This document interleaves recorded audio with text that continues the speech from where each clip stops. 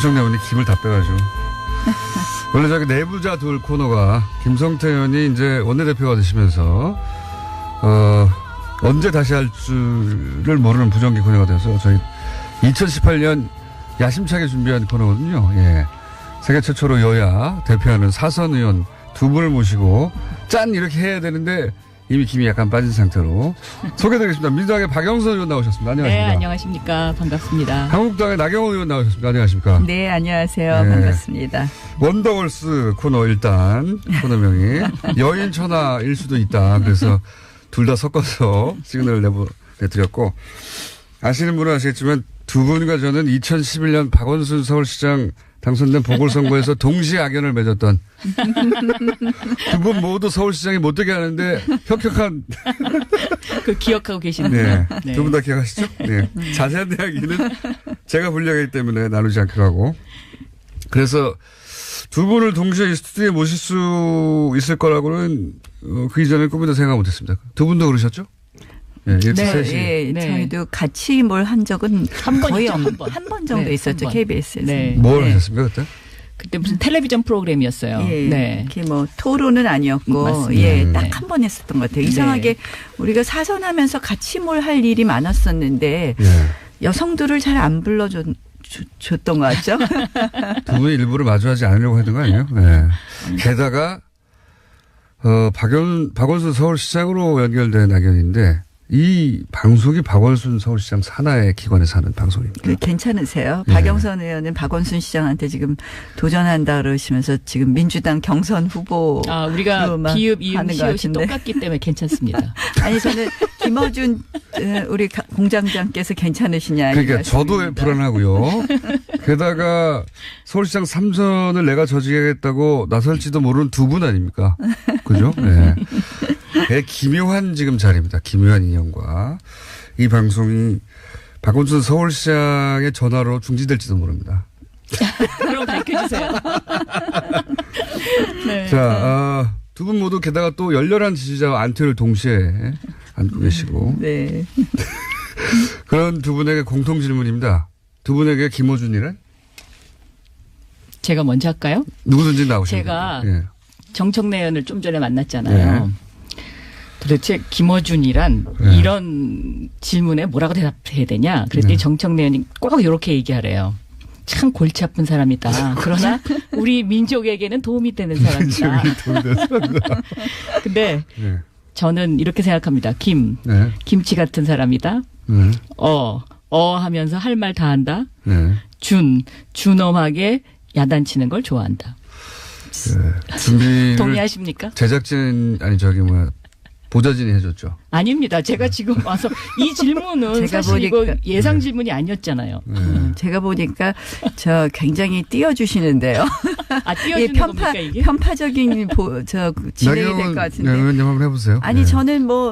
저는 지난번에 제가 딱 한 번 출연했었잖아요. 네. 그때 시그널 음악을 외나무 다리를 틀어주시더라고요. 외나무 원수는 다리. 외나무 이걸 네. 틀어주시던데 그래서 제가 깜짝 놀랐어요.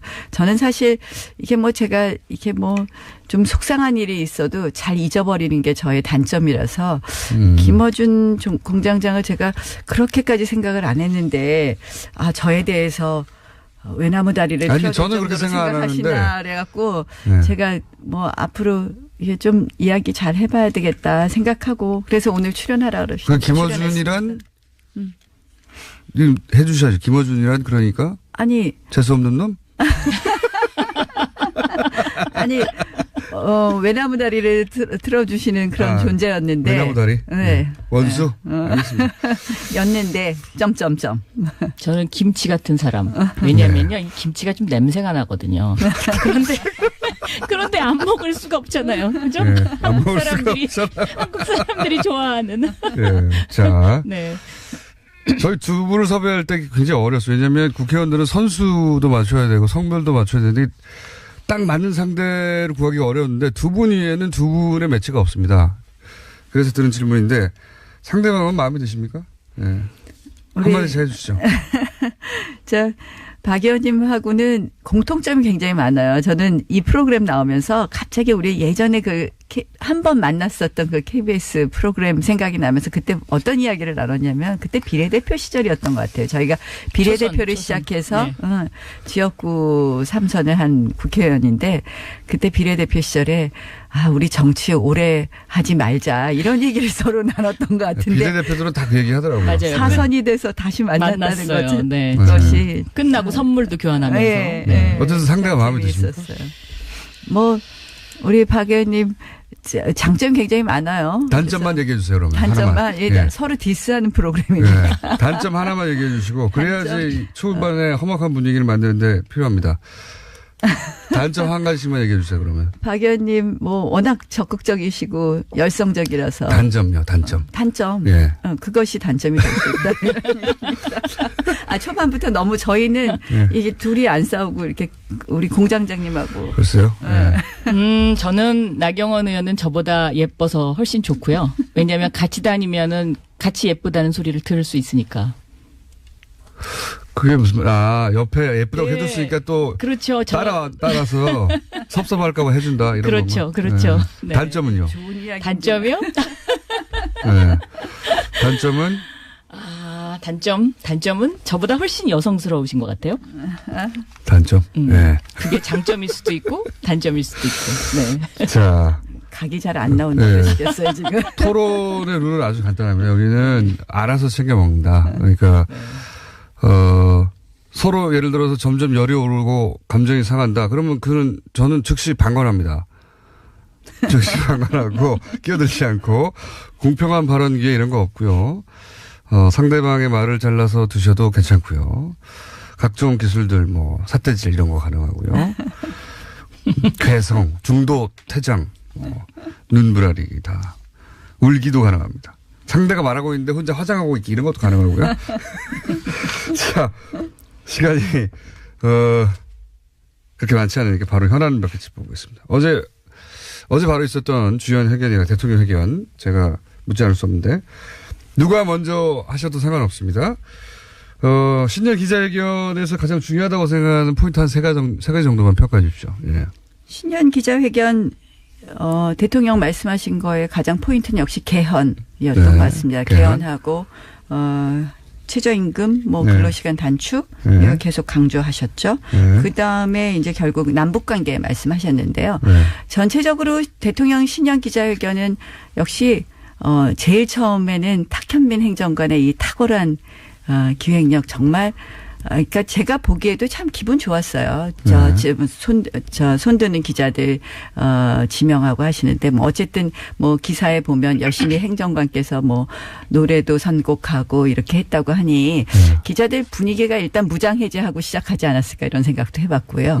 어쨌든 전체적인 그림은 좋았는데, 그리고 또, 저는 남북관계 부분도 개성공단이나 금강산 관광 재개 문제라든지 이런 부분에 있어서 또 국제공조 이야기하신 부분에 있어서 사실 이제 보수정당으로서는 계속 그 안보 부분 제일 걱정하잖아요. 그런 부분은 상당히 걱정을 좀 내려놓았다라는 말씀을 드릴 수 있습니다. 그런데 다만 언제 나오나 싶어가지고. 개헌과 근로시간 단축과 최저임금 부분은 상당히 국민 민심하고 좀 동떨어진 부분이 있다는 생각을 하고요.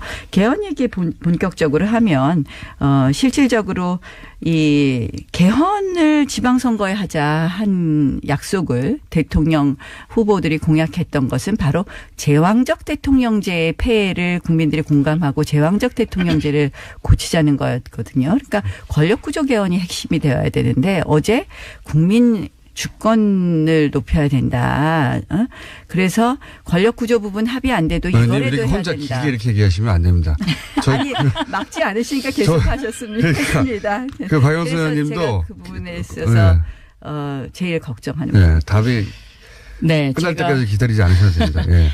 제가 어제 페이스북에 이미 올렸는데요. 3대 포인트는 개헌, 삶의 질 개선, 북핵 문제 해결 요거였던 것 같고요. 그다음에 어제 그 기자회견은 첫째, 대통령이 정말 바뀌었구나라는 걸 국민들에게 인식시켜주는 자리. 그리고 두 번째는 진짜 소통이 무엇인지를 보여줬고 또 세 번째는 세상이 정말 달라졌구나. 라는 것을 국민들이 느낄 수 있지 않았을까 저는 이렇게 생각합니다. 두 분이 비슷한데 개헌의 문제에 있어서는 입장이 다르실 것 같은데. 지금 나경원 의원께서 권력구조 개편 이야기를 지적을 하셨는데 지금 21세기로 가야 되지 않습니까? 근데 우리나라 헌법이 1987년도 30년 전에 만들어진 것이잖아요. 네. 헌법은 그 나라의 그 어떤 정신과 철학이 담겨져 있는 거죠. 그래서 지금 그 가장 중요한 것이 권력구조 개편도 중요하지만 저는 지방분권 이 문제가 제일 중요하다. 왜냐하면 4차 산업혁명 시대에 제일 중요한 것이 수평적 리더십을 어떻게 연결하느냐 하는 연결의 눈치 보지 마시고 들어오셔도 돼요. 네. 아니, 근데 개헌을 우리가 하지 말자는 게 아니고요. 저도 개헌을 해야 된다는 부분에 지극히 뭐 어떻게 보면 해야 풀리 된다고 하면 공감하는데요. 그 공감하는 부분 그것만이라도 그런데 개헌을 해야 지금 된다. 저는 이렇게 생각합니다. 그게 네. 앞뒤가 안 맞는 말이 지금 개헌을 하려면 지금 가장 중요한 게 아까 말씀드린 것처럼 제왕적 대통령제 부분이 가장 중요하다고 생각해요. 근데 그 권력구조 부분, 그 다음에 이제 뭐 기본권 부분에 있어서 손봐야 될 부분 보아야 될 것이고 뭐 지방분권도 마찬가지인데요. 나경원 의원님은 이제 제왕적 대통령 부분을 지적하시는 거를 보면 뭐 내각제 개헌이라든지 아니면 뭐 이원 집정부제 이런 거를 주장하시는 것처럼 보이는데 제왕적 대통령제를 해결해야 된다라는 방법이 반드시 그 두 가지에만 있는 것은 아니거든요. 그러니까 대통령의 권한을 이양하는 부분 결국 그렇죠. 뭐 실질적으로 대통령 권한을 축소하고 4년 중임제로 가는 것도 저는 검토할 수 있다고 생각을 하는데요. 그럼 일단 검토를 시작하시죠. 아니 그러니까 저희 안 하겠다는 게 아니에요. 자유한국당은 지금 안 하겠다는 거잖아요. 아닙니다. 제가 제일 걱정하는 거는요.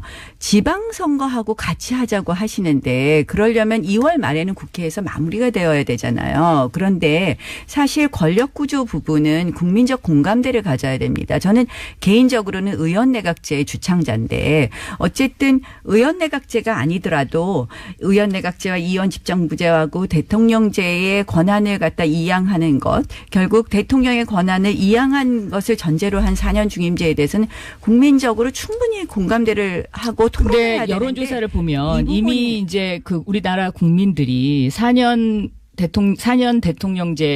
대통령제를 하는 것에 4년 중임제. 네, 중임제를 하는 것에 70% 이상이 찬성을 하고 있죠. 근데 그것이 제대로 알려지지 않은 부분이 있고요. 제가 이번에 아니죠. 자문위안을 보고 깜짝 놀랐어요. 지금 권력구조 부분은 뻥 뚫어놓고 지금 대통령께서 말씀하신 것처럼 나머지 부분에 대해서 여러 가지 합의안을 막 자문위의 안을 권고안을 내놨는데 그 내용을 보면 기본권 조항 부분도 사실은 굉장히 자유민주주의의 자유를 덜어낸 것 같은 것은 우리의 국가의 기본 체제를 흔들 수 있다는 생각을 하게 만들거든요. 이제 좀 심하신 생각인 것 같고 제가 보기에 지금 대한민국 국민들이 그렇게 약하지 않습니다. 아니요. 저희가 이 자유민주주의의 자유를 덜어내고 나서 민주 앞에 아무거라도 붙일 수가 있는 상황이 되지 않습니까? 여기까지 살살살 올라왔으니까 네. 여기까지는 됐고요. 네. 두 번째 UAE 관련해서 이명박 정부 시절에 김태형 전 장관이 유사시 자동 개입 포함한 비밀 협약이 있었다고 인정을 했어요. 네. 자, 이것은 이 논란은 이명박 정부 잘못이다 아니다. 문재인 정부 잘못이다. 이건 당연히 이명박 정부 잘못이죠. 왜냐하면 이 UAE와 관련된 어제의 그 김태형 장관의 발언은요. 이명박 정부가 얼마만큼의 국가를 사유화했느냐를 보여주는 하나의 아주 커다란 그 사건이다. 생각이 너무 다른데요. 저는 그렇게 생각합니다. 그 당시에 원전 수주 다 기억하실 겁니다. 우리가 한국과 프랑스가 정말 첨예하게 이 원전 수주를 위해서 노력했고요. 네, 원전 수주를 했다는 그 계약서를 저는 국민한테 공개해야 된다고 생각하고요. 그 계약서 자체가 지금 비밀리에 돼 있습니다. 그래서 원전으로 국제적으로 인해서 이 계약서와 관련해서는 그 국제 변호사회에서조차 이 계약에 이상하다, 문제가 있다라고 지적을 했던 부분이고, 네, 우리가 원전 수출 국가가 되고 실질적으로 원전이 우리에게 일종의 효자 산업이 될 수 있었는데 저는 이제 우리 문재인 정부 들어서 일어났던 여러 가지 탈원전 정책 이런 것과 관련해서 저는 UAE 것을 들여다봤을 거라고 생각을 하고요. 그거하고는 좀 저는 관련이 없는 얘기라고 생각합니다. 아니 다 이게 저는 관련성이 있다고 생각합니다. 그러니까 소위 뭐 적폐청산으로 좀 이 원전 부분은 어떻게 되나 들여다보다가 이면 계약서 있어 이렇게 해서 이제 문제 그거 아니죠. 이면 계약서가 있었다는 것은 이미 이명박 정부 시절부터 알려졌던 것이고 그리고 군사를 보낸다는 거는 국회 동의를 받아야 되는 것인데 그 부분은 이 이렇게 계약서 봅니다. 자체가 대한민국을 개인 회사처럼 운영할 수 있다는 그러한 가치에서 나왔다는 대표적인 저는 사례다. 이거 굉장히 심각한 일이다. 하지 이렇게 않았으면 생각합니다. 네. 사실상 우리가 프랑스를 이기고 원전을 수주하기 어려웠고요.